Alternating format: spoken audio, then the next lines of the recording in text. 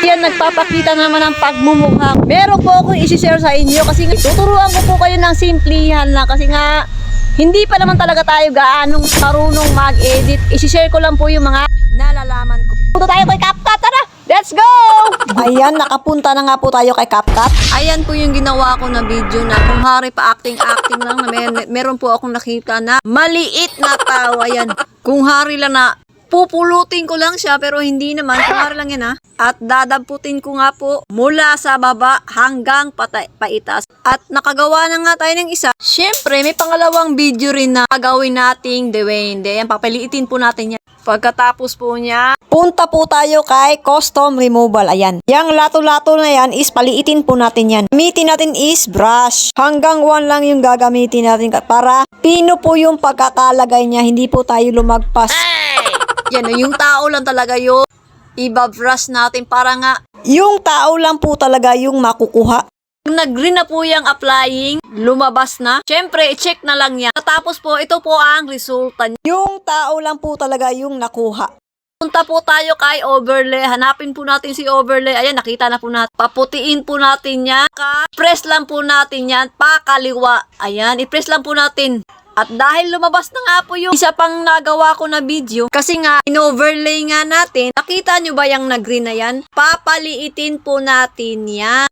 Yan o, lumiit na nga po. Pagkatapos niya, tapat po natin sa kamay. Paputiin lang natin yan. Kikita nyo ba yung diamond na yan? Pindutin lang natin yan. Yan po, lalabas pa yung pula. Katapos niya, i-press lang po natin. Pakaliwa. Ayan, nagputi. Pag naputi na po siya, pwede nyo na nga po igalaw yung green na yan. Yan o. Pag gumalaw po yung kamay na yan pa itaas, syempre, igalaw din natin yung puti na yan pa kaliwa. Automatic po yan magpupula pag susundan lang po natin yung kamay niya. Basta tandaan lang po ha, bawat galaw po yung nasa baba na yan, yung puti na po na yan. Yung pangalawang video ko po is automatic po yan magpupula. Basta sundan nyo lang po yung kamay na yan. Pag galaw po nyo ng itaas, syempre yung green na po na yan is itaas nyo rin po.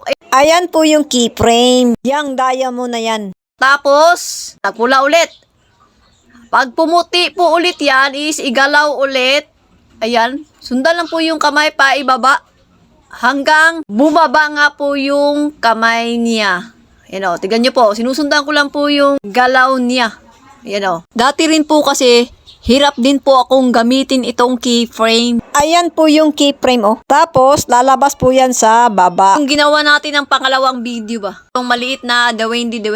Alam ko po, mahihirapan rin po kayo nito. Pero, practice lang po talaga. Dati, hirap na hirap din po akong paggamit nito. Inis pa ako dati. Pero, nakuha ko rin naman. Pag nakuha nyo po ito ay lahat ng mga simpleng pag-i-edit ay sisiw na lang sa inyo kasi nga naintindihan nyo na nga po. Ito po kasi yung sikreto na mga pag-e-edit. Yung nagmamagic ba? Ayan. Tapos po niyan is ipantay po natin yan. Yung ba yung linya na yan? Yan, pindutin lang po natin yan. Tsaka sa kabila para nga pantay po yung linya niya. Ayan. Yan o. Yan. Tsaka pati rin yung sa itaas para pantay. Mapuputiin ko po yan. Nagpantay na po. Ayang CapCut na yan is i-delete po natin yan. Hindi yan pwede kay Facebook. Tignan po natin yung nagawa natin kaganina. Maakyat na siya. Sumusunod na sa kamay niya kasi nga ginawan nga natin ng keyframe. Basta yung keyframe lang po mga kalodi I-practice lang po natin kasi nga medyo madugo po yung keyframe. Ayan po yung pinaka nahihirapan po talaga ako dati. Yung keyframe na yan pero at least naman natutunan natin kahit papaano. I-export na po natin then done. Thank you for watching!